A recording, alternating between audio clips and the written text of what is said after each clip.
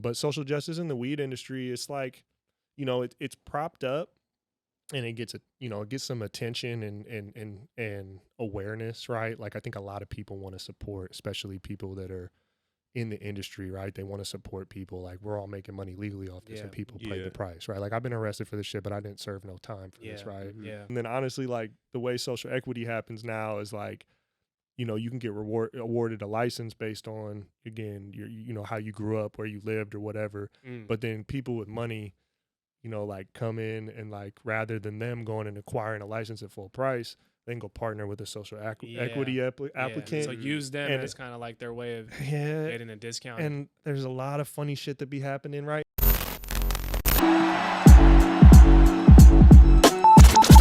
Yo, what up? It's your boy Rubino. And this DJ in the building. And you listening to the UpNUp Podcast. Yeah. Wait, what are we doing? I don't know, just listen. Yes. Welcome. What it do? Ladies and gentlemen, you're tuning to the UpNUp Podcast on the UpNUp Network. I'm your host, Rubino. And I'm DJ man. What's going on, man? How you doing? I'm good, man. Chilling. How you doing? You chilling? Yes, sir. I'm good, man. I'm chilling like a villain. Blessed, man. Yes, Blessed, sir. highly favored, man.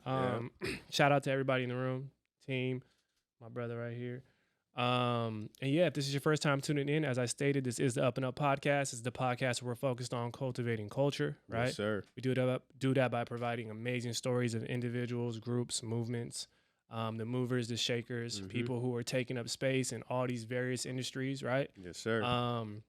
And they're putting it down not only for us, but for the next generation, right? They're carving these lanes so people can learn from it and then pick it up and become better. So super honored. Thank you for tuning in. And if this is your first time, welcome to the family. And for the consistent listeners, viewers, shout out to y'all. You know how we feel about y'all. We love you guys, man. Yeah. Thank you so much for the support. Now, man, I'm feeling good, bro. Like I said, I always love coming in here, man, and doing these episodes. We always get a chance to learn, you know, in real time about how people go about making their dreams come true, right? And today's guest is someone who's definitely been carving his lane and making a stamp in the spaces of culture and music and cannabis. He's definitely a true culture cultivator who's keeping everything he's doing on the up and up, right? Yep. Today, we're joined by the leader and founder of the staple platform known as Respect My Region. Was started as a platform to elevate culture and music and the scene here in the Pacific Northwest has now expanded all over the world. And currently, you know, their footprint in the world of cannabis is well known and is actually growing larger and larger by the year, man. And, you know, this dude is someone who's been consistently shifting culture. And I think the main thing out of that is consistency. I think I mean, from what I've seen, he hasn't stopped, right? And he's still going. And I think that's something to always applaud and salute. And I think that's something we can learn from. So we're super honored to have him in the building. And without further ado, let's get straight to him, man. Our guest is none other than the boss man himself, Mitch Pfeifer. Can we get a round of applause? Yeah. Give it up. Appreciate y'all, man. You got me feeling real good about myself. Hey, man, come on, man. Come on, man. How you doing? You good? I'm good, man. I'm good. Just staying on the grind, and you know, I'm a family dude, so I'm just with the, you know, been around the family, and that's what feeds me, man. Yeah, Yes, man. sir. Well, welcome to the family, man. Yes, sir. Appreciate Yes, it. sir, man. Well, we're happy to have you. So we always start every episode with the quote of the day, something to get the vibe right, get the convo started. Brother man, Yeah, please man. All right. Please do the honors. The quote of the day is going to be short and sweet. So the quote is, well done is better than well said. I like that. Actions speak louder. Yep. Yeah. Who's that quote by? Benjamin Franklin. Yeah, you know, tied in with money a little bit. Okay. Mr. Blue Strip himself, huh? Yeah. Good old Ben Frank, huh? Yep. I like that. Yeah. What do you think about that quote? Nah, I like it because it's, I mean, like, it's, you know, the actions speak louder than words, right? Yeah. It's like a variation of that. You might have even coined it. You know what I mean? That might have originated with that. Yeah. For real. Just from hearing your story or knowing about your story, researching, I was like, yeah, man, actions speak louder than words for sure. So, you know, try to tie it in. Yeah. I always say there's more to be done than there is to be said. So, for sure.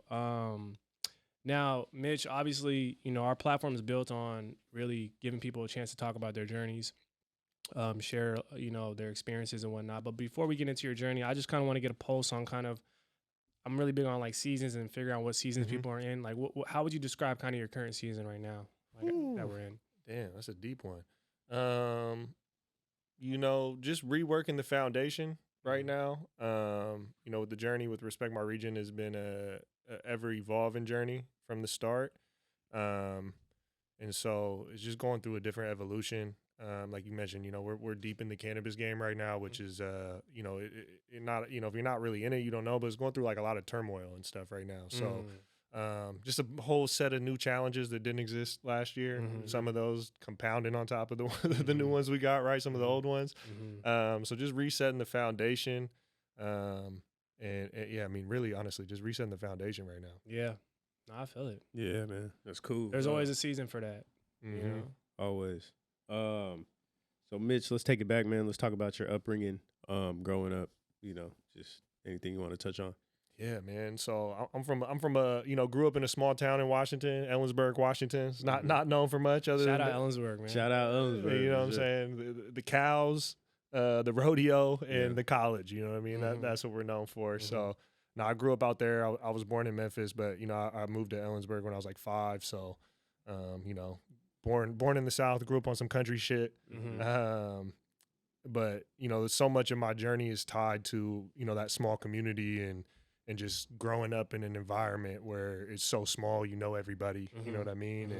And, you know, I was always like kind of cool with everybody, and then also, you know, involved with the cannabis and stuff when it was, you know, wasn't what it was now. And so, you know, a lot of, I guess, 2 different things, like music and cannabis, and then my environment definitely have shaped a lot of who I am, you know, and on the music side, it was like, you know, trying to make rap beats in Ellensburg, Washington, especially in like literally like 2001, you know, like there wasn't nobody I knew that had a drum machine, right? So like I bought a drum machine, and like shit took so much energy reading manuals and like trying to find people on AOL Instant Messenger, like message boards to like learn how to use it. And then it's like, all right, how do I work with artists? How do I even meet artists? Like there's no culture community scene where I live, right? So I can't just like go to a show like that did not exist for me. So it was a lot of like grinding on the internet in the early versions of the internet, like what we now would call as networking. Back then I was just trying to like learn shit and do shit. You know, I didn't really think about it. And so, you know, like I learned social networking, like pre-social networks, right? Like real heavy, just out of kind of necessity for, again, acquiring knowledge and then like meeting people, right? And that's kind of transitioned with me as social networks and the internet has connected us more. YouTube, being able to learn shit and just meet people, right? And then on the cannabis front, right? Like it's a small town, everybody knows everybody. And you know, we try to stay out of prison. You know, that's the main goal is as you climb up in that. And so, you know, that doing that in that small place, like just made it so like I wanted to be cool with everybody. Because I'm not trying to get robbed and I'm not trying to get nobody drop a dime on me. So like it's the best path forward is just like be cool with everybody, which is kind of my personality as well. So like really just approaching life with like not really trying to have no issues, definitely not trying to create no issues because I don't want nobody to create issues for me. You know what I mean? It's a great lesson to learn early on too. For real. And so like, you know, being in Ellensburg where I just wasn't trying to get in trouble, and then Yakima is right down the road where like, you know, grew up going out there a lot, and you know, I'm never been involved in some of the stuff that be going on out there, but then going and doing what I was doing out there, like you be trying to stay out the way, so you know, you just make it home and stuff. You know? No, I hear you, man. I hear you. I'm actually curious because you touched on music, right? Like I'm always curious about like what parts of kind of your upbringing where you felt like this is the thing I'm latching on to right now. Like this is kind of, I feel like everybody has a thing. For some people it's sports, and it could be other things. But for you, like was music that thing for you, or was there something else that kind of kept you like focused or kind of kept you occupied, I guess? Yeah, I mean, for me, early on, it was like skateboarding.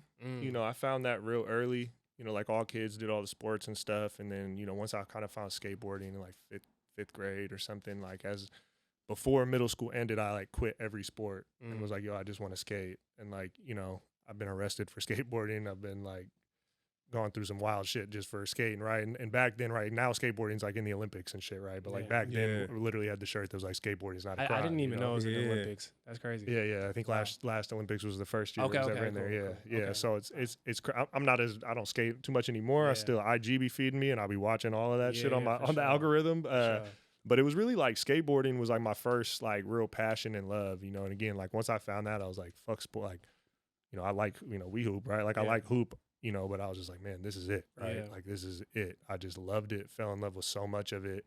And then, you know, there's like a real community and that sport, right? Like I always viewed it as a sport is between, you know, yourself, right? It's not like a competition. I mean, there's some competitive aspects with other people, but the main thing is like the battle with yourself and like throwing yourself downstairs and getting hurt and like just driving to like, you know, you try something 40 times and you just want to land it once, right? And it's mental. It's like mental, right? Yeah, and the feeling you get, bro, the sounds it makes, the feeling you get, like that just made me feel like nothing I ever felt. And then through that, you know, skating and stuff, starting to meet like older dudes that listen to hip hop because I'm the oldest in my family, so I don't really have, you know, the environment I grew up in, and then just my family structure. I didn't have anyone to like put me on to shit, right? So like skateboarding put me on to music, and then met a couple dudes that like DJ and they were older, and like seeing that, and then that was kind of like the pathway into music. Damn, yeah, that's dope, man. I also want to talk about how like dropping out of school to follow music, like follow your passion. You know what I mean? Like. It's very courageous. So, like, what was that feeling like? What was that transition like for you? Man, so, you know, I once I started getting into music, you know, like most people, right? Like it's like addiction, right? I love making music, and I felt like for a while, like, yo, this is what I want to do. Yeah. You know what I mean? And like, I don't know, ignorance or whatever, being young, you're like, fuck it, I'm gonna make it. You know, and it was such a different era back then, you know what I mean? Like I quit college for 2 years around like 2007, I think. And then I got back in and ended up finishing. But it was, you know, there wasn't a lot of people doing it, right? So it was like, yo, if we just do a mixtape, right? And print it up and shoot a music video back when like you'd shoot a music video once a year, once every 2 years, not this every month shit. You know what I mean? Every week. not exist back then. It was a whole different world. Yeah. You know, and we're like, yo, if we do these things, like nobody else is doing it. Like there's just certain steps that if you were able to put the money and the hustle together just to do it, could like put you in a certain position. And so kind of understood that, and like, you know, for the era I grew up in, I take it we probably all grew up in, like I'm a Rockefeller child, you know what I mean? And so like my inspiration I kind of drew early was from Just Blaze on the beats, right? And then like Dame Dash on the music shit. So I was like, you know, I'm trying to be like a producer, but I'm trying to be an entrepreneur and like get this money and like do clothing and do blah, blah, blah and all this stuff. And so just started like pursuing that. And like, you know, like at school, it was just like, you know, I didn't know what I wanted to major in. You know, the first 2 years you kind of just take like whatever, right? So you figure it out. And I was like, man, I just want to do this music shit. And there wasn't really like, you know, again, now there's like music production classes. And I was like, that shit didn't really, you know, it was like Full Sail in Florida. And like, I didn't have the money, and my parents aren't sending me to fucking Florida for, you know, to learn how to make music. Like, that's just not in the question. So it was like, yo, I know what I want to do. So I'm just going to drop out and just go for it. You know what I mean? And thankfully I had the foresight of being like, yo, I'm young. I could sacrifice a year or two to just like see what happens, you know? And it wasn't as much like, you know, damn, I'm gonna do this and it's nothing else, right? Like, and kind of, you know, some of the people that I was doing music with, right, like for them, that was it, right? They didn't really have shit to fall back on. At the end of the day, like I can go move back in with my parents, like mess around, get back to work, get back into school, right? So it was like really like kind of a low risk thing for me to like pursue the passion, even though like my parents and a lot of people were like, hey, you know, I don't know if that's the move, you know, and I got arrested for weed like right before I dropped out, like. So it was just, a lot of people were like, what are you doing, bro? No, but you know what? I love that because I feel like I think aside from what people decide to do, it's a mentality. It's like a mentality of like, I'm going to do this and I know it's unconventional. I know you're not going to agree with it, but I got to try it, right? And I think it's, even if you don't have something to fall back on, I think kind of having that optimistic mentality where like, I feel like I was always like that too, where it's just like, okay, if it doesn't work out, cool, I'll figure something out. Like when you have the I'll figure it out mentality, you'll lean into it, you know?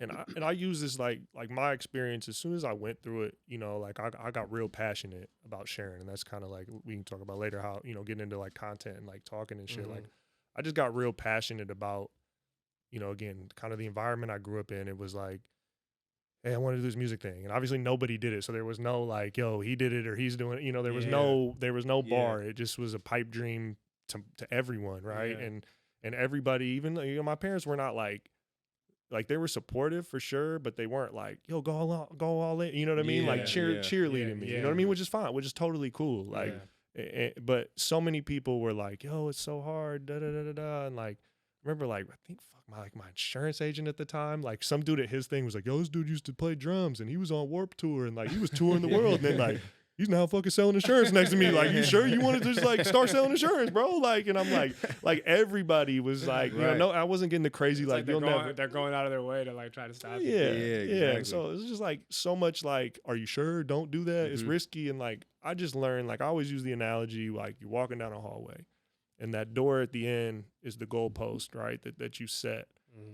You might not ever get to that door. You might get halfway down the hallway and be like, fuck, I don't even want to keep going. But like, as you walk down that hall, there's doors on the right and the left, you know? And like, you might find one that you like more, and you're eventually going to get to where you're supposed to go. There you go. But if you don't start going down that hallway, you're not ever going to get there. So I got real passionate about like, fuck trying to tell people. I mean, tell them like, yo, this shit's hard as fuck. Whether you want to be a pro baller, whatever you want, like, it's just hard as fuck, bro. Like, it's hard as fuck. And it might not work out. So don't like tie your ego to this goalpost, but just know, like, just go at it. Like, you're just going to get to where you need to go. Yeah. You know? The journey, man. Yeah. The journey. That's why I was saying it takes a lot of courage, because it's like, even though you do have something to fall back on, it's like you constantly hearing that from people in the outside noise. You kind of got to block it out and then just be like, man, I'm going to just do it, you know? So, yeah, man, that's why I brought that up, because that's a tough thing to go through. It's a major lesson, too, because I think, you know, like a lot of the viewers and listeners, some of them are, like we say, the next generation are coming up. And so, like, they may be going through their version of that right now. So people got to hear, you know, that it's okay to kind of, like, not have your shit figured out while you're moving forward. And evolve, bro. Like, you know, like when I dropped out, I was like, yo, I'm gonna move in with one of my best friend at the time who made, you know, was a rapper, and I'm like, I'm gonna make all the beats and do the business. He's just gonna rap, right? And like, you know, life did some shit, and he ended up going to prison, right? And I was like, bro, all of my eggs are in, like, you know, like I don't want to be a person, I don't want to be a brand, I want to be like, he's the rapper, and he loved it, so I'm like, cool. I just want to support, like, build this as a team, and then you know, then he goes to prison, and like for a minute. You know, he only ended up doing like a year and a half, but for a minute we don't, you know, he's facing more, and like we didn't know, and it was like, bro, I spent like all my money. I think dropped out of school. I've done all this for like this collective vision, and like now that just doesn't exist anymore. And instead of being like, you know, for a minute it was like, you know, and there's a lot of those along the journey, but it being like, I'm fucked up. I don't know what to do. Like, did I just make a dumbass choice? And then honestly, the next musician I ended up working with, not prison, but some other shit. You know, I put all my eggs in a basket, and that didn't necessarily work out. But it's like, again, doing all that taught me and learned, and, you know, got some L's out the way. You know, you got to go through it. And I'm glad we went through that, because I definitely want to pivot into respect my region. And I just think it's dope when people can kind of explain kind of how you go from the period of concept to like, actually, okay, we're launched now. Like, can you talk about that process just for you guys, and like how it went from the concept and then get to the point of like, hey, let's launch? Yeah, so on the year when I dropped out, or in the middle of me being dropped out, right, like after a year of school and doing this music shit, it's funny, I don't, like, I was in my living room, and I don't even know what the fuck, you know, we're probably smoking and playing Fight Night or 2K, whatever we were playing back in 2007 or 8, you know, and I remember somehow the name Respect My Region coming to me, like, I don't, in my head, and I just remember being like, yo, this would be an idea, and I had this, like, real loose idea of doing like a Karma Loop type website, I think was the first one, right? Like a marketplace type thing where just do region-based clothing, right? Like, not even like, sure, we'll make our own shit, but we'll just take that, like Karma Loop took all the hot pieces from all the streetwear and shit, and just like had a, you know, instead of going to Macy's, you go to karmaloop.com and just get your fit, right? So I was like, let me do that, but like represent for all the different regions. Like, that was kind of the idea, and, you know, it was just like an idea, you know, and it just sat there for a minute because I was still doing the music shit. And then, like I said, my homie I was working with a lot, you know, ended up catching a case, and we were going through that whole thing. I met this other artist at the college, and then I ended up going back to college. I met this other dude, and I started working with him, but he like made his own beats, right? So like I was like, okay, I don't need to like make the beats and do the business. I can just do the business. And I was already throwing kind of like shows and showcases and stuff, and I was just taking the local homies, like clothing companies and like, or whatever, hat companies, like, yo, you can sponsor my shit. I wasn't even charging them, right? Just come sell your shit at my event. It makes the event. You know, again, 2010, 2011, not a lot of like local shows got like dope merch and like you know what I mean? It just it added to the experience, right? For people that came. And so we started doing that, and like, you know, in my hometown, we were like selling out this monthly hip hop night and bringing artists from Seattle. And then it was like, there just wasn't a company, you know, it was like hosted by me and like my producer name. And I was DJing the event. I was booking the event. I was out on the mic hosting, and like, I'm not really like I don't crave to be that attention dude, the dude on stage, right? And so it just felt like not right for me. Yeah. And then like I went by Empire as a producer, which just always felt dumb as fuck, telling people that was my name and like hosted, you know, presented by him. It just did not, it was not me, you know what I mean? And so I was like, bro, I need a company. And instead of having these people sponsor, instead of like charging my homies, like they can keep selling their shit, right? Yeah. Just lace the artist with some free shit and like, let's just start selling our own clothes so we can make more money. Cause you know, we're a college town, we could only charge so much for a monthly night. So our revenue was kind of maxed out. So it was like, yo, we need this another revenue stream. And so literally this dude I played Little League baseball with, my homie Andy Lehman, shout out Andy, that I grew up with, was a graphic designer. He was always helping with like the album covers and like one-page websites and shit earlier, you know, MySpace custom coded pages back in the day and shit. And I mean, he's a career graphic designer now. He's fucking ill as shit. So, you know, I was like, yo, I want to do this clothing line. I've had this name, Respect My Region, in my head for like 2 years. Like, and so he made a logo and I was like, that's not it. And he made another one. I'm like, that's it. And so we printed up. It was hella funny. I was like, I want to do clothes. When I was living in Portland, when I dropped out, this dude was making t-shirts in the back. And I like didn't even know him. I just like met him in passing and I knew his name was Matt. So I called up the dude that worked at the studio. I'm like, yo, is Matt still back there? And I think he got a new space, but he like gave me his number and I was like, yo, I want to do clothes. You're the only dude I know like this got a screen printer or whatever. And so, man, I ended up working with that dude for like 5 or 6 years straight. Wow. Like our first box of clothes, I didn't even know how to order it. We had 2 designs. We got the wrong color of green. The fucking logo was like fucked up, like backwards on the back or upside down. I don't know. We did it wrong because we didn't know what the fuck we were doing. And like literally bought a box of clothes for like $700-800. Flipped that shit, bought 2 boxes of clothes, flipped that shit, you know what I mean? And just like what I was doing with the weed shit, was just flipping and reinvesting. Man. Yeah. That's I think it's just a powerful example of like, man, okay, I got the concept, I got the idea, but let's actually just put it out there. Let's make it real. What were some of the lessons you gained though? Because obviously you guys started to expand outside of the clothing and became more blog focused and really covering, really journalistic, right? Like covering the scene, telling stories, giving people their spotlights. Like when did that kind of come into the picture? So like pretty quickly after having the clothes, right? Like we were selling in some stores on consignment, but the way, you know, clothes work, it's like you on consignment, you front somebody some merch for 50% of the MSRP, right? And like we were making our shit in America, you know, doing a couple different prints. So I was like, bro, we were fronting people shit making like $2 a unit profit, right? And if I got to drive to fucking Seattle or Portland and drop off 32, I'm like, bro, I'm losing money on gas. So we were doing a lot of shit at like events and on the website, you know, and back then like the hundreds were kind of like really popping, like one of the early streetwear brands, and they had like a blog and like everyone had a blog like behind the scenes. And again, I'm just not like a look at me, day in the life, check out what I'm working. That's just not like me, you know? So I was like, yo, we could do some behind the scenes shit and just talk about what's coming up, promote sales or new merch, tease shit. But I was like, you know, because I was doing the music and so connected to the scene and we're throwing these events, I was like, let's just start featuring the artists we're booking on these shows. You know, there's not really any platforms out here. And I'm a child of the blogs too. You know, I was on nowright.com every day for like 6 years in a row, you know, shout like out to the blog era, man. Yeah. And so we were like, yo, let's just build like our local one. And it's like selfishly, sure, maybe that'll bring some more traffic to the site, but also like these artists just ain't really have a platform, you know? So let's just like we got the real estate. We got people coming here that like love you know, a lot of our fan base was like, we're making Pacific Northwest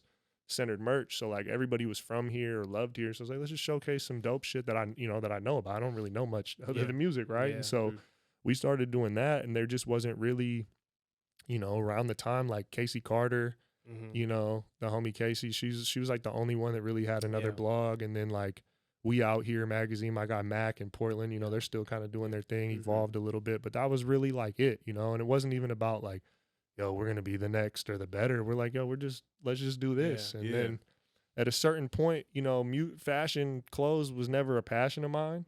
So, you know, we put out some shirts that did really well and some designs, and we're growing and selling like crazy. And then it got to the point where it's like, all right, we need to do a spring line and a fall line and a men's and a women's line, and start looking at Pantone colors and just shit I had no passion or interest for. Yeah. Mm-hmm. Yeah. And I felt like I had to, and you know, it like started taking L's, like printing the wrong shit or the wrong color, or the you know, I didn't have the passion to be like, fuck that, I'll take this the L. L's. Yeah. Yeah. So I like quit like, you know, the fashion shit. We kind of deaded it for a minute. Like we kept selling merch, but I was like, yo, I'm not really pursuing this shit no more.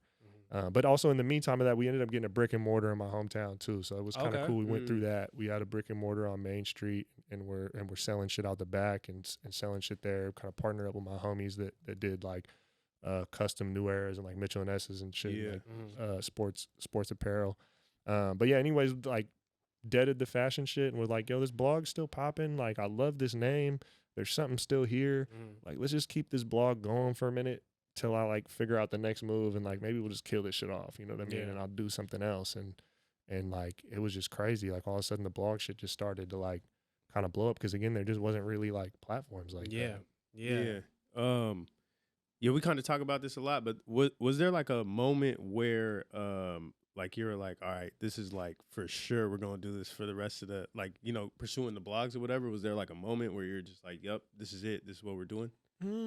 Nah, I mean the blog shit was, like I said, it was kind of like supplemental. Again, I didn't go to school for journalism. I'm actually not even a good writer. I didn't even want to be on camera, right? So like the whole media shit is like weird to me. Like, and I'm not knocking like, oh, I built whatever, but like people go to school for that. Like people really want to do that shit, right? Yeah. Like I didn't want to really do that. It was like my passion was just like giving back and like providing a platform. You know what I'm saying? I'm sure you guys can associate with that, right? Sure. And so like seeing that and seeing like, you know, people like print out things and send us shit that's like, yo, like my mom printed out the article and like whatever, right? It was like, damn, bro, like this shit means something to people. So like kind of compounded, but it honestly, like, I don't know, it didn't like feed me. You know what I'm saying? Like there's a lot of shit I do honestly that doesn't, it's like a tool. I always say, yo, it's a tool for me. It doesn't feed me. For sure.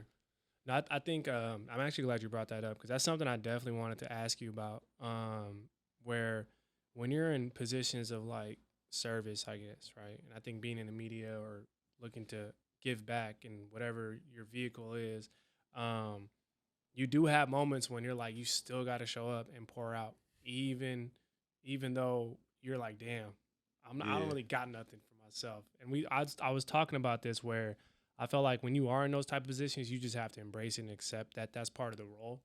You know, there's going to be an imbalance of like reciprocity, where like you're probably not going to get back what you're putting out, but you got to find different ways to get that for yourself. You know what I mean? So did you go through that a little bit in terms of just for sure trying to figure it out? Because I'm always curious, because I think of like politicians, people who are constantly just showing up to everything, and you know what I mean? Like you got to find a way to give yourself something too. Yeah, I mean, you know, for me early on, you know, it's sad, right? But like being physically out in the community, like I was joking with y'all before we started, like I'm a homebody, right? I'm an introverted individual. Like, so like I like being at home, man. I just like doing my own thing. Like that's just how I've always been. And so like for a minute it was like we got to be active in the scene and go to shows and like physically be there and support, because that just like means something. But it's like, bro, it's so much time, and like that shit don't pay nothing, and again, it don't feed me. I got back problems. Like I don't like standing on these fucking concrete venue floor. Like I don't even go see the artists I like and listen on Spotify. You know what I mean? I literally don't even go to those concerts like that. You know what I mean? So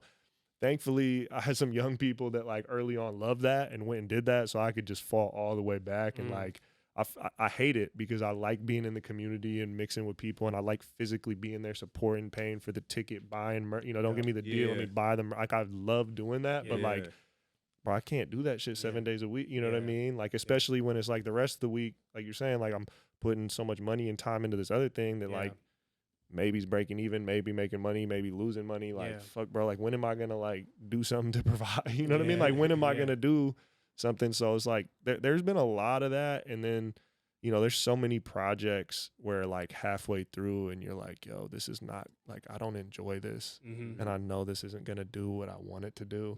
But like I gotta keep going forward. You know what I mean? Maybe it's like I can't just take the L and do it all for knots or whatever it is. And like how many events and shows I've done where you could tell in the first 15 minutes, like, fuck, the night's gonna suck, bro. Like, but it's like you can't have that energy. You know what I mean? And so like, I don't know, man. There's like, I don't even have a good specific story, but like, god damn, I just so think, much I think of that. I think your response is literally all that's needed, because it's like it's just showing you like you still got to show up, Oh yeah. even when you don't feel like it. And I think no matter what, I think people can relate to that. But even because I think people see what certain people do, and the aesthetic looks like, damn, he's doing exactly what he wants to do. He's doing what he loves to do, and it's like, yeah, it's true, but you're still gonna have days where you don't feel like doing it. Yeah. You know what I mean? Regardless of if you enjoy it. So, yeah, that's good. Yeah, I mean, I've talked about quitting Respect My Region and hanging it up. 100 times, 1,000 times. You know, I don't even know at this point. Yeah. Well, with that being said, like, how important is it to like have a team? You know what I'm saying? Because sometimes when it starts blowing up, it's like you can't really do everything or be everywhere at one time. You know what I mean? So yeah, how important is that? I mean, it's super important, but it's also a double-edged sword. You know what I mean? Like as you grow, you know, there's expectations attached to that, right? Right. And like, you know, as we started to grow, whether it was events, right? Like as our events grew, it was like every artist I knew wanted to get on a bill, right? And it was like, bro, you're all my friends, so I got to turn down like 90 of you this year. You know what I mean? And people start getting in their feelings and all this, and it's, you know, and then same thing like with building the team out is like, yo, as you start growing and making revenue, like you're breaking people off, but you know, at the end of the day, like nobody's getting paid what they should be getting paid if this was a job and not just like trying to make some shit happen out of nothing, you know? And like as you grow, like those expectations, people grow with you and people outgrow you. You know what I mean? And you grow people into a position where they're crushing it, and like,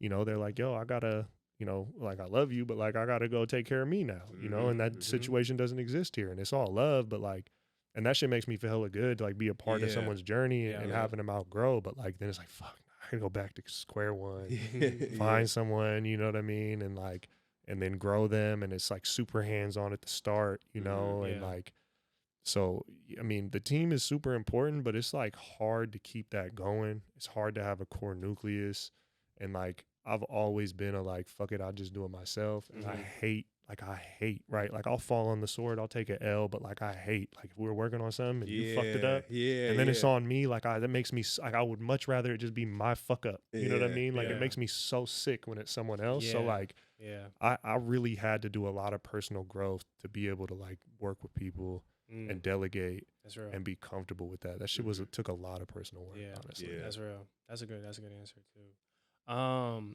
Well, I'm definitely excited to kind of touch on your guys' I guess next pivot or iteration, right? And that's one thing I love about what you guys have been doing, because consistency, it's like, yo, like you got to go through different iterations to get to that point where you feel like, okay, we've kind of arrived somewhere.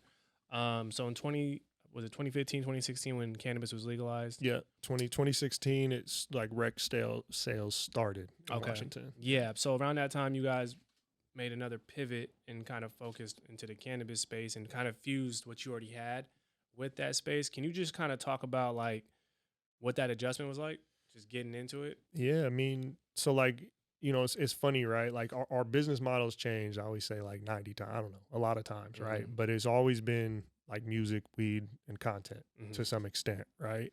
And the first from 2011 to 2016, right? Like I was selling weed. I mean, I was selling weed before that, but I was selling a lot of weed, and that was what was funding everything. But you know, again, back to what I was saying at the start of this, like I was not trying to go to prison, so I wasn't talking about it. You know what I mean? I wasn't flashing it.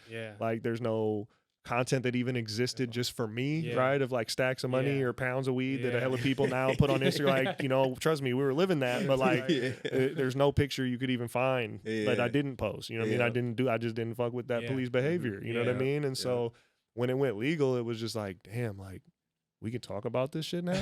Like, you know, it was just like something that just that was a big part of my life, but just didn't exist, you know? And then just like the same way we were blogging about music, it was like, yo, we could start blogging about brands and strains and stores. And then now like these shops that rock with us that kind of don't really want to market themselves because they're trying to stay under the radar, even though it's kind of legal in the medical days, they want to sponsor shit. So like it just, it's everything we're doing, but then we could do it on Front Street and we could like make like money off, like legitimate money off it. And so started doing that, and then just really realized like, you know, at that point, Colorado beat us by a couple months. So it was like Colorado and Washington were the only states with recreational weed. And there wasn't a lot of content. Like if you searched a strain name, there wasn't many websites that had, you know, during those days. And so we're like, yo, like we could be the top search result for so much shit. So Mhm. we just were like, got just juiced off of this, like the idea that we could be first, that we could take Yeah. real estate, if you will. Yeah. And as much as our capacity and budget would allow, we just started doing content. And then we quickly, like we thought it would, you know, hey, we're going to grind it out for another, like we're going to dump this old business model and start from scratch and grind it out. But this shit will pay off majorly, which is still waiting for that payoff, to be completely honest.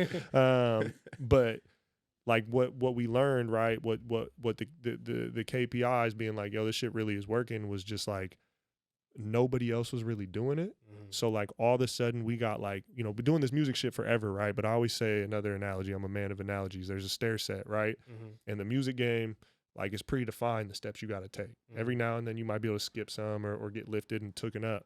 Like the weed game, even to this day, the stair set's still being built. You know what I'm saying? So it's like we didn't necessarily do it, but we like planted a flag on like stair 13. Yeah. And we're like, yo, we're here, even though we just started.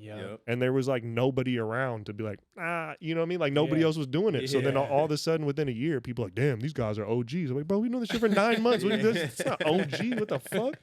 And so we just kept running with that and just seeing the opportunity of being first, you know what I mean? And that just like reinvigorated us in a lot of ways.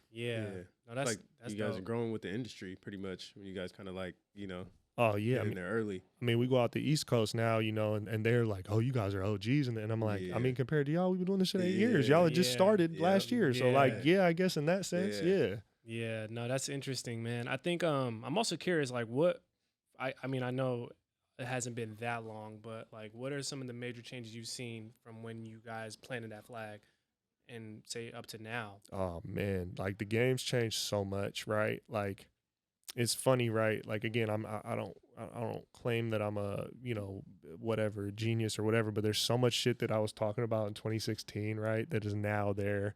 You know, when you search a keyword for a strain, like I said, we used to be first for so much shit, but it's like now every single we're competing with, right? It's back to the music things, right? When nobody was doing music videos, right? You could be one of the 5 music videos to drop this month in Seattle, right? They're all, you know, people know about them. And now at this point, there's 5 every day, you know, shit just gets lost, right? So at the start, there wasn't that much shit. Now it's like, there's so many menus, there's so many tech companies, everybody's doing blogs, and like so many people are raising money and blowing, like, you know, people, our competitors in terms of like content and SEO, right, are getting funded tens of millions of dollars. Like we're still doing this shit out the trunk, you know? So it's like it went from like, yo, there's no one and we're here to like, fuck, now we've been here for a minute, but we're like David fighting a bunch of Goliaths, you know? So there's a lot of things in that regard, but then, you know, and then in some of these season markets like Washington, like I don't do a lot of business or get a lot of money out in Washington. I mean, the brand does all right, but like we do a lot of marketing and a lot of advertising. Like Washington is a small market, you know what I mean? Like there's way better opportunity for us outside of home, even though we're more known here. It's like people are kind of like, you know, if you tell someone, yo, I've been doing this legal shit for 8 years, everyone's like, yo, you want a cookie? Fucking everyone has, you know? Like, where you go to like New York or some shit, and they're like, 8 years? Like, fuck, bro. Like, we need your experience. You know what I'm saying? So that makes sense. It's definitely cool. And then at least for us, right, it's just connected the dots, man. Like, it's crazy. Like, Cannabis has propelled like my connections to like people in the music game 100x compared to what just doing music would, which is fucking weird to me. Yeah, can you talk about that too? I'm curious about like, because one thing I realized, like when you're the first and then everybody comes in and they're like kind of trying to drown you out, but you were the first to also make relationships, I feel like, and kind of meet people, right? And I think I'm just curious, like how big has relationships played for your guys's security in the space? I mean, it's everything. Like for me, early on, again, when we weren't making money, I said the 2 things, and even to this day, the 2 things that I bought in on that were going to propel my life forward was getting new places and meeting new people. Like I'm not worried about selling X amount or doing this. Like I just know if I meet new people and I keep getting to new places, that is going to create opportunities and pay dividends in the future. Maybe now, but in the future for sure. And that continually has, so it's made it easy to keep double down and reinvest in, even if there's nothing to show for it in the immediate term, right? To just travel and meet people as much as we can. And then again in the music game, right? Like it's so small, you know, just on the music, on the meeting like celebrities or musicians, right? Like in the music game, if we're a blog or we're a podcast and we just want to feature musicians, it's like there's everybody else, right? Like if you're a rapper, You're like, nah, I'm trying to get on fucking No Jumper, trying to get on the Breakfast Club. Yeah. Like, I fucking respect my region. Like, I don't even know, you know what I mean? Like, Yeah. A lot of artists don't know who the fuck we are, Yeah, right? And so like yeah. they're like, yo, you got money? You want me on your podcast? You know, I'm like, fuck.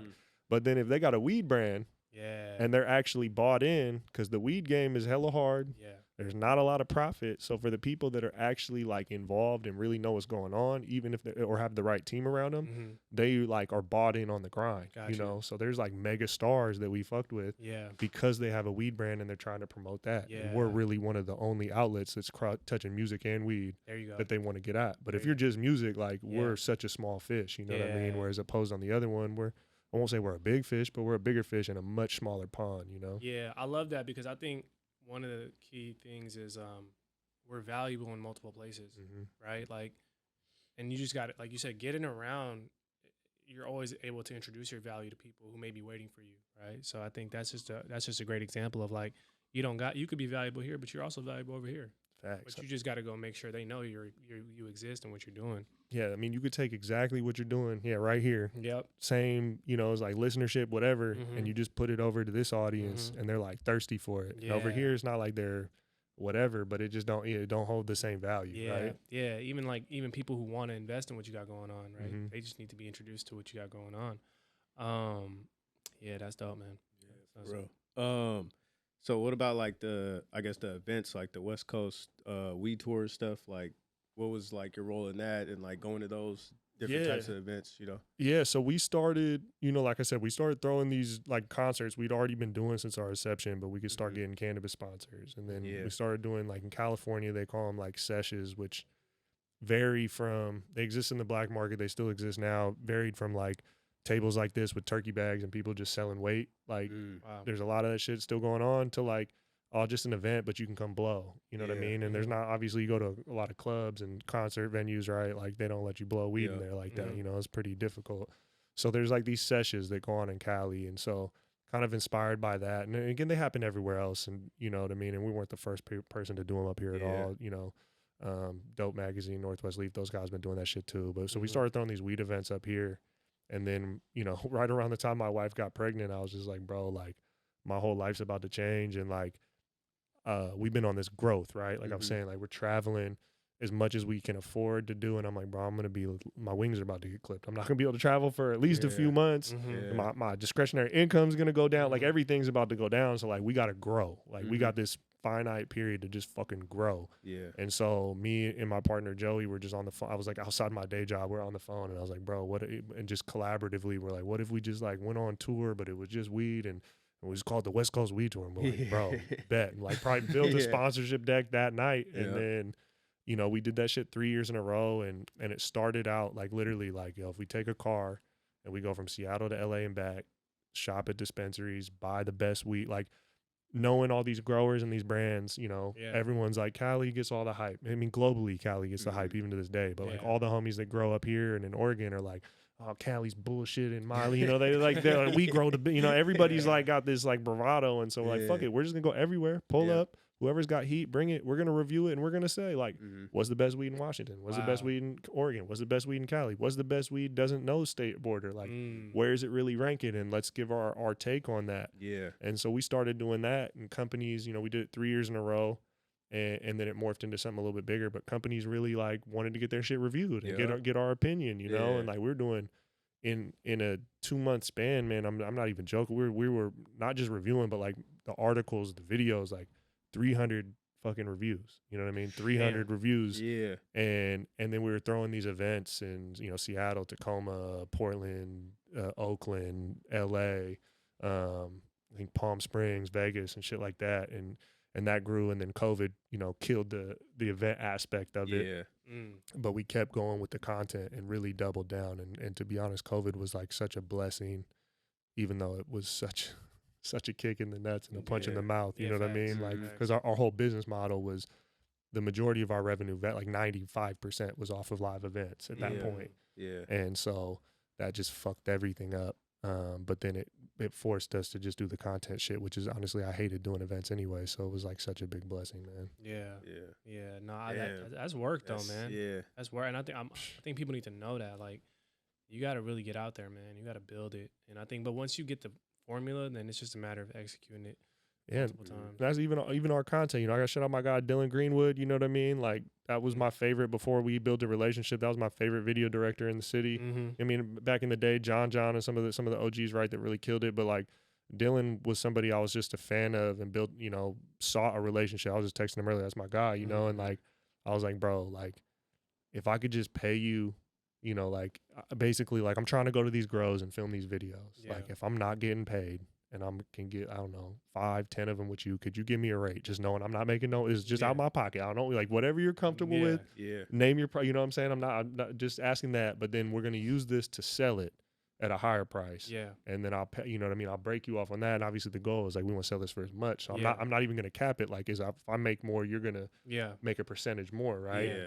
And so Dylan just blessed us with like a good ass deal, getting on the road with us, and that just opened up like anyone we wanted to build a relationship with. We're like, yo, I'm gonna pull up to your company or your grow. We're gonna film a video and just give it to you. Yeah. You just use it. I don't even want, you know what I'm saying? I'm not even selling you nothing. Yeah. And that was a way to like everybody I wanted to build a relationship with. A few people said no, but like 98% of people like, hell yeah. So like we just started doing that to just build, you know what I mean? Not just invest in our time, but invest in our money and fucking drive into bumfuck nowhere, Northern California and just like doing free work with people. But the work got out and spoke for itself. And then while we're sitting there filming a video for 2 to 3 hours, you know, they like really want to impress us. So their team's there and it's like, I can kind of ask questions and just, bro, just learn and build relationships. Yeah, value, man. When you know what people need and you're like, yo, let me add value. I know what's important to you. That's important, man. That's dope. And you're kind of just building relationships, like lasting relationships, you know what I mean? So and learning. Just dope. Yeah, exactly. I always sold weed. I never grew. Now I'm in indoor, outdoor, greenhouse, fucking, you know, multi-million-dollar grows, shit built with plywood and you know what I mean? And like just picking people that are masters of their craft, just picking their brain for hours. Access. You know what I mean? Exactly. It was I've learned a lot from that. That's fire. I kind of want to switch gears a little bit. So I saw you did an interview with Muse. And then you were asked about some of the like social justice organizations and brands that exist in kind of the cannabis space.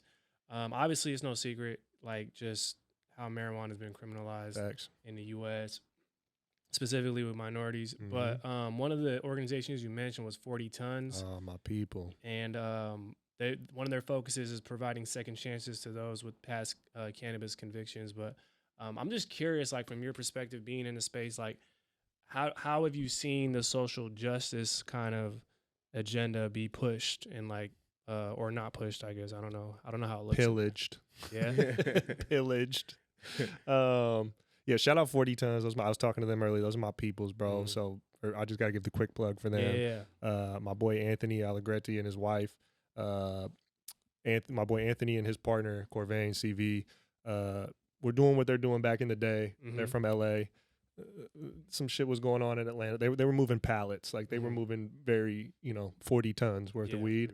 Corvain actually was sentenced to life in prison with no parole for a nonviolent cannabis offense. Mind you, it was like not his first offense, and it was a very large. But I mean, this man got life in prison for weed. He ended up serving I think 9 years, and then Trump pardoned him on like the last day of office. So it's still fuck Trump, but shout out Trump for getting CV out.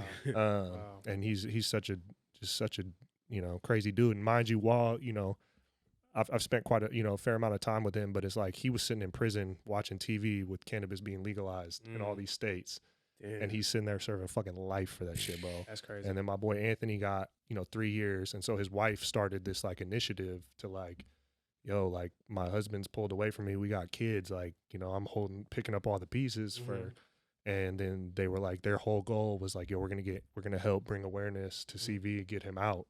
And then they started a whole brand. So shout out 40 Tons. Those are my people. I'll shout them out everywhere I go. Yeah. But social justice in the weed industry, it's like, it's propped up, and it gets some attention and awareness, right? Like I think a lot of people want to support, especially people that are in the industry, right? They want to support people. Like we're all making money legally off this, and people pay the price, right? Like I've been arrested for this shit, but I didn't serve no time for this, right?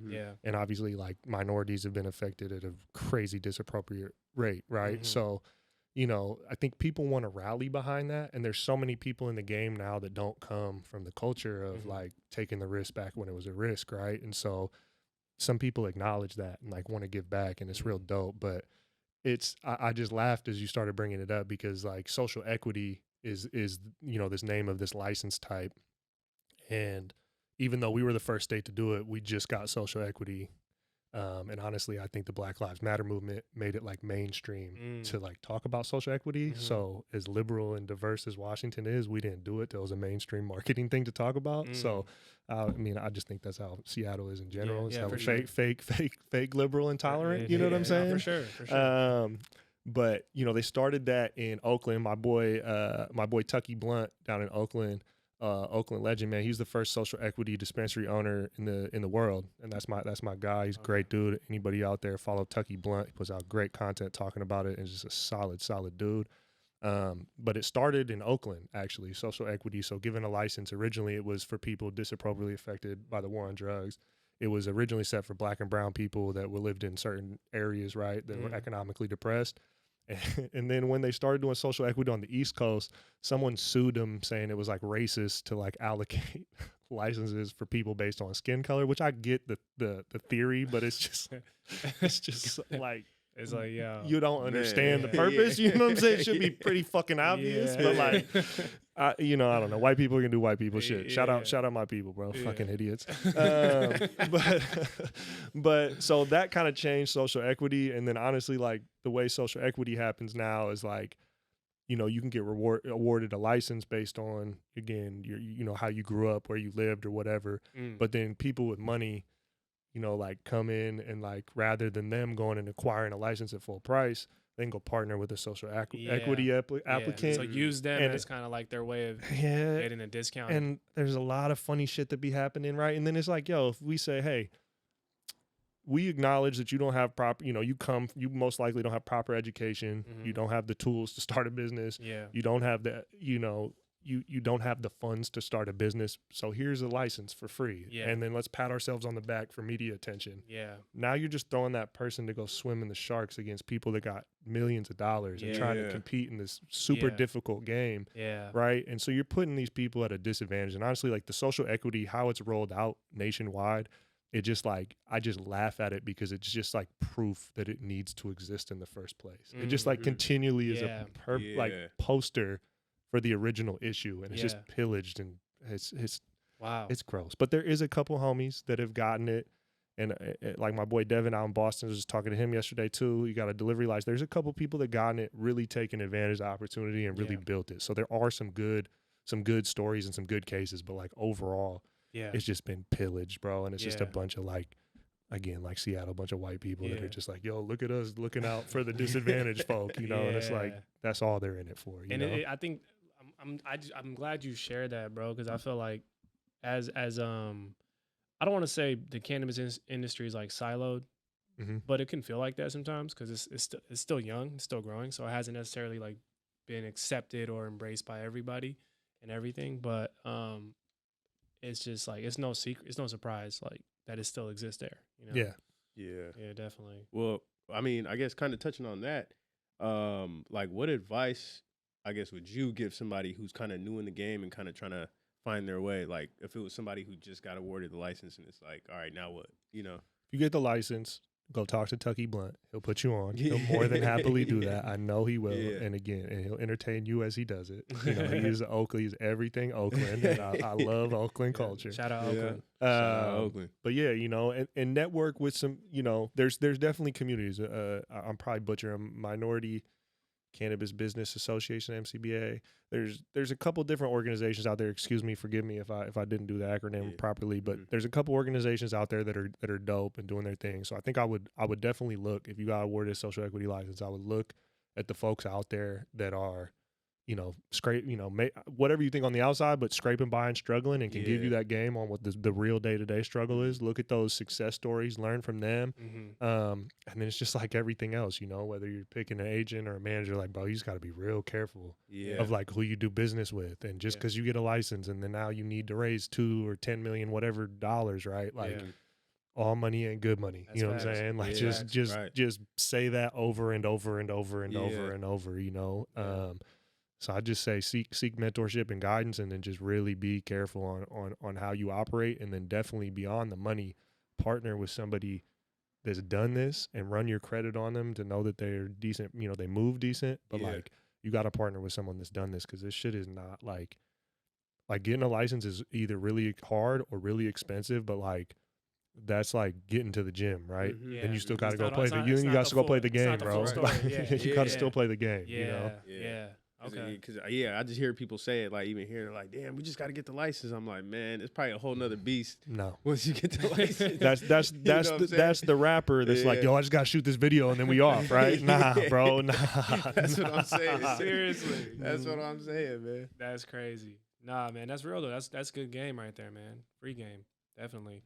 Well, Mitch, man, you've been dropping a lot of gems. I'm actually just curious though, like what kind of keeps you balanced outside of the grind and the work? You said family, so obviously I know family's important, but like how do you make time for Mitch? Oh man, you know, like my passion is music and weed, so enough of the stuff that I do right ties in with that. So I get fed a little bit from that. Definitely family, you know what I mean? Like it's funny, I always joke with my wife, like I could go from an event where I'm like on stage moderating a panel and like hanging out with celebrities and all my friends on Instagram like, bro, who are you hanging out with? It's like, and then I come home and then I'm just like, you know, I joke, right? Like I'm just not Mr. Not shit at home. You know what I mean? Like go do the fucking dishes type shit. Like my wife's not even like, damn, like, you know, like she don't give a fuck, right? So it's just like I definitely stayed grounded through that, and I love my wife. She don't be talking. I mean, we healthy amount of roasting, right? We be healthy amount of roasting one another. Her more than me, you know, because you can't roast your old girl like that, you know, for whatever reason. There's an unfair dynamic there. But nah, that, and then just like, you know, some of my homies, you know, like I like hooping. You know what I'm saying? I like hooping, and like my, you know, a lot of my friends. You know, I don't really have friends outside of like people that I work with or involved in shit, and then like people that I grew up with. And again, I came from a small community, so I'm still like hella tight with like a lot of dudes I've known since like literally elementary school, right? That's so definitely that, you know, definitely my parents and my siblings and stuff like that. And then yeah, man, just like chilling, bro. And then it's funny, like I really like smoking weed, like you know, for me that's always been like a mental reset, you know what I'm saying? Like at the end of the day, like I could just smoke some weed, go take my dog for a walk. And like I always tell people, like I'll just leave the headphones at home and just like walk with my thoughts and like kind of work shit out, you know, and not cloud myself with music and stuff. So, you know, just doing that. And then I'm not a big video gamer, but like if I'm going through some shit, bro, I'm just like, yo, I'm just about to pick up the sticks and I'm about to just like do some, you know, get hella high and just do mindless shit for like an hour or two. There you go. That's dope, man. I always ask us that question because I feel like most people would bring up here, actually everybody would bring up here is like they're on their shit, they're grinding, they got a path, and it's like I think it's important for people to know like, yo, you gotta have a balance too. You know what I mean?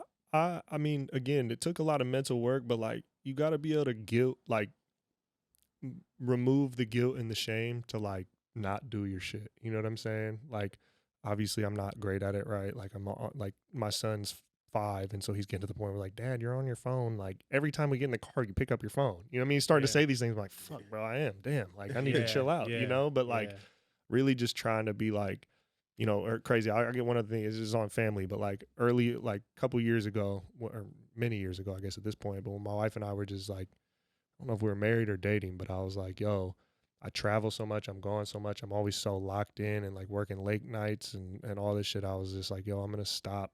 Like if I'm not getting paid, like I'm probably not gonna do something on the weekend. That was a big part of like not going to shows and shit. I was like, I'm just gonna carve out. And I remember at the time I was telling some homies that rapped that I was like, yo, this big thing for me is like making sure my weekends are free just to be on some family shit. And they're like, bro, that's when all the events are. That's when like, how are you taking off the most precious time? And I was like, bro, like it took me a minute, but being like, yo, I'm going to sacrifice the grind, you know, being able to grind on these 2 prime days, especially if you're working 9 to 5, Monday through Friday, right? Saturday, Sunday, that's when you really get it in.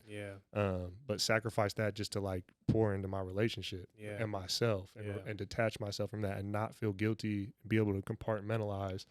Like, you know what I mean? Unless something's really on fire or I'm getting paid, like if it's Saturday or Sunday, bro, like I'm probably not showing up. You know what I mean? That's like, real. I might not even answer my phone. That's real. You know? It's that guilt part. You gotta get rid of that guilt part. Oh yeah. That's big. You got to. I would say you got to detach ego and guilt from a lot of this shit, bro. Otherwise, you'll just fucking tear yourself up. You know what I mean? Like, That's real. You won't enjoy life. That's real, bro. That's good word. Good word. So, Mitch, where can people find you online? Respect My Region and all that stuff. Yeah, I mean, for Respect My Region, respectmyregion.com. Man, I should know this off the top of my head. I want to say respectmyregion.com/links. Fuck, I can't remember that. It's like we built our own family. It's got the Spotify, link to all the shit, all the places. I could be completely mistaken on that URL. But there, on Instagram, Old Head Mitch, really all I do on there is like share pictures of my kid is pretty fucking lame. But then if you're on the cannabis industry, LinkedIn, just Mitch Pfeifer on there, fairly popping on there. That's been a crazy outlet for the weed game. Yeah.